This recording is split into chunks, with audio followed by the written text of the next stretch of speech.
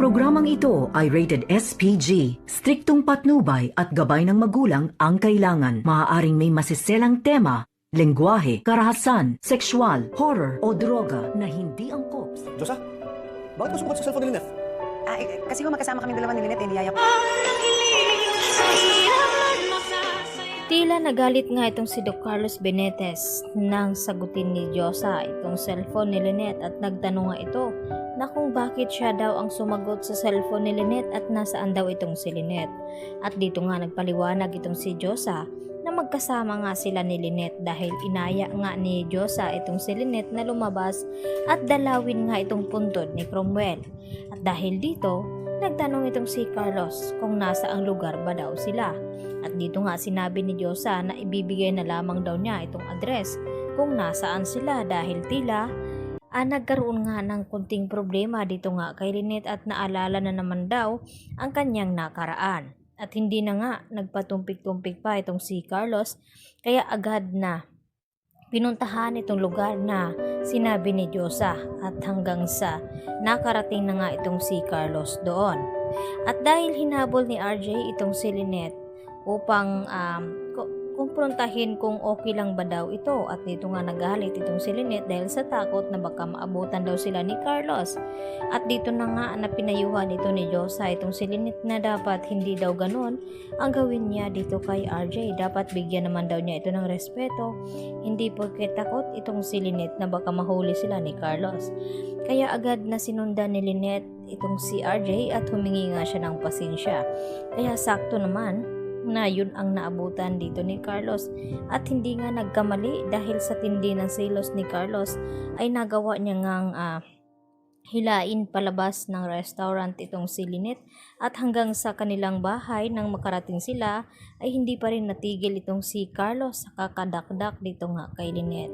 At sinubukan naman na magpaliwanag itong si Lynette kay Carlos na hindi daw niya alam kung papaano nandoon itong si RJ, basta ang sinabi ni RJ na kakain daw sana siya sa restaurant na ito at napansin niya nga itong si Lynette. At hindi naman daw maniniwala itong si Carlos sa lahat ng sasabihin dito ni Lynette. At hanggang sa nagkasakitan na nga at nagulat itong si Lynette sa pagbato nga ni Carlos ng baso na tumama naman sa kanyang braso. At dahil dito, agad na napatawag itong si Lynette dito nga kay RJ na sinasaktan daw siya di umano dito ni Carlos at pati itong si Annalyn ay ipinaalam nga dito ni Lynette. At nagulat ang mga ito na makita nga itong si Lynette na may sugat sa braso at hindi naman hahayaan ni Annalyn na hindi pananagutin itong si Carlos Benitez sa ginawa nito at balak ngang magsampa ng kaso itong si Annalyn na physical injury dahil sa nangyari nga dito kay Lynette.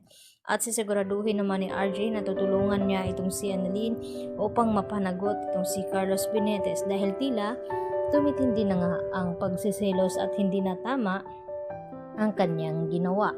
Dahil hindi lang ngayong beses na ito na sinaktan niya itong si Lynette dahil pangalawang beses na nga niya na nasaktan itong si Lynette at hindi na nga palalampasin ni Lynette ang pagkakataong ito na dahil tila sa tindi ng selos ay nagawa ngang manakit itong si Carlos, lalo pat pinag-iinitan nga ni Carlos ngayon itong si Annalyn Santos na hindi daw dapat deserve ni Annalyn na mapunta dito sa Japan kung saan ay tila hindi nagustuhan ni Carlos itong ginagawa ngayon ni Mang Pokwang at hindi natuturuan daw ni Annalyn ng maayos dahil tila ginawa ang ospital ng Eastern na charity dito ni Annalyn dahil sa mga pasyente na pinapakain nga dito ni Aling Pokwang. Kaya hindi niya ito nagugustuhan kaya palpak daw ang challenge na ginawa na inaccept dito ni Annalyn. Subalit hindi pa natatapos ang laban dahil sisiguraduhin nga ni Aling Pokwang na matutuwa itong si Carlos Benitez sa performance na gagawin nito. Kaya naman ang ating pakatutukan ngayong Lunes mga kapuso kung talagang dito na kaya susuko itong si Lynette sa ugali dito ni Carlos Benitez. Yan na po aking karagdagang latest update today at maraming pong salamat sa inyong pananatiling panonood dito sa aking munting channel mga kapuso.